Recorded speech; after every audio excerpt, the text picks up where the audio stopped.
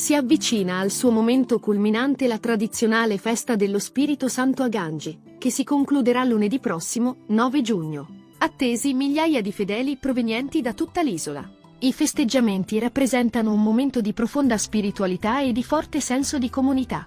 Da oltre 4 secoli, il lunedì dopo la Pentecoste, il santuario dedicato alla terza figura della Trinità, l'unico in Italia, si anima di fede attraverso una suggestiva sacra processione. Questa tradizione, molto sentita, si distingue per il trasporto a spalla di oltre 40 simulacri, vere e proprie opere d'arte realizzate da artisti siciliani, tra cui spiccano molte sculture in legno scolpite e intagliate, alcune delle quali opera dello scultore gangitano Filippo Quattrocchi. La processione rappresenta un momento di grande emozione, culminando sul sacrato del santuario con i Miracula e a Cursa dei Santi.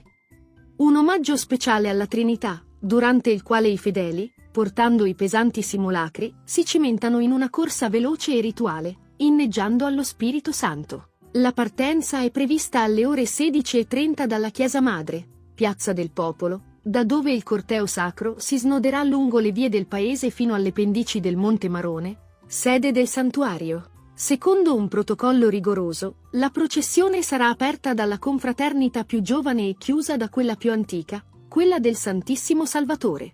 L'organizzazione è affidata al comitato, alla comunità ecclesiale e all'amministrazione comunale, che collaborano per garantire il buon svolgimento dell'evento. I festeggiamenti a Gangi, borgo del circuito turistico Bella Sicilia, non si limitano alla processione. Durante tutta la settimana si susseguiranno momenti di preghiera, pellegrinaggi e iniziative religiose e culturali.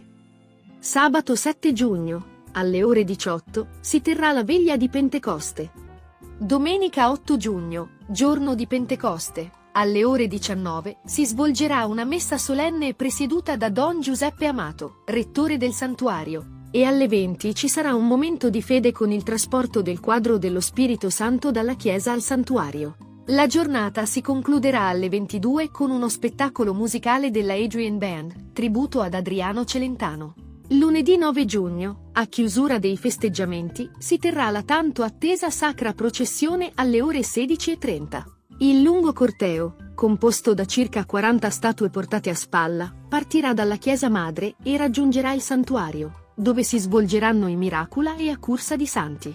I portatori dei pesanti simulacri, al termine della processione, sul sacrato del santuario, inizieranno una corsa veloce inneggiando e pregando lo Spirito Santo.